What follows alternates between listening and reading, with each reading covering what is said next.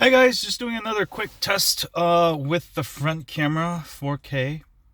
Since it can do 4K. Sorry, yesterday I had a lot of wind out there, and I just wanted to redo this test. Just really love how much bokeh you can get out of this, and the low light performance is the best on probably front camera on any so far, because it's better than the Note 9 I have, which I feel like is the best. I really love, you see how the background blurs out, nice bokeh. And even at this angle, you can see a nice bokeh. And it really makes your subject stand out, which I really like. And the exposure level is very good. You could, or the dynamic range, you could see the sunny background. You can still see a lot of it. If I was doing it with any other phone, it's just not going to be able to see the background. Right? Look at that. That is really nice. Very good dynamic range.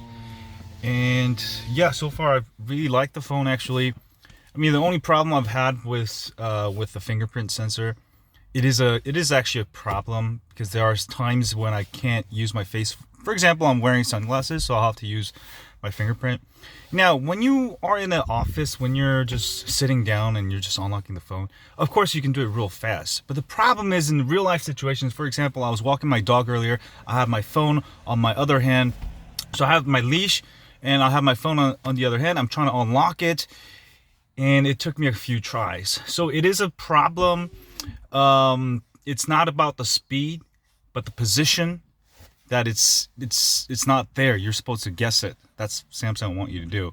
And the only other way to really press it right accurately is just tap it and then wait for the actual fingerprint icon to show up and then hit it.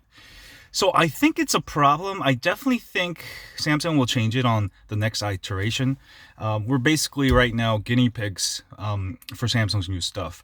So if you don't want to be a guinea pig and you absolutely need fast fingerprint sensor, I would actually stick with maybe last year's Galaxy S10, which was perfect. Note 9. I don't know why Samsung finally perfected fingerprint sensor, and then the year after they decided to move it to the front.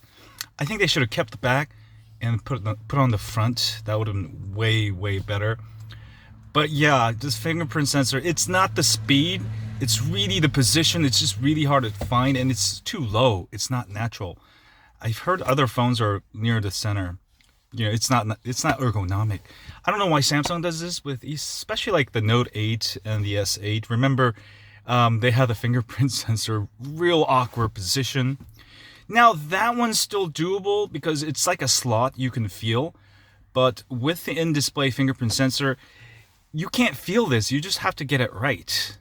And it's not a problem, like I said, in normal situations where you're sitting down or something, but where you're moving, you're walking, you're holding your phone, you have something on your other hand, it becomes a problem. And right now it's becoming slightly a problem. So if I'm wearing sunglasses, the face unlock doesn't work.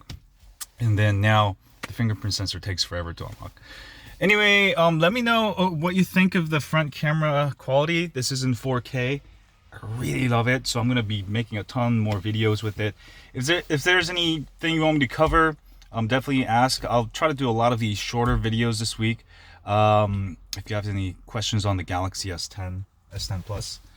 That's pretty much it. I may go make some cinematic videos with it. I mean, I really love the wide angle. I just tested with the LG V40, and the dynamic range is a lot better than the V40. All right, so really blown away, especially the front 4K and the wide angle. Anyway, have a great day, and as always, stay on Galaxy S10.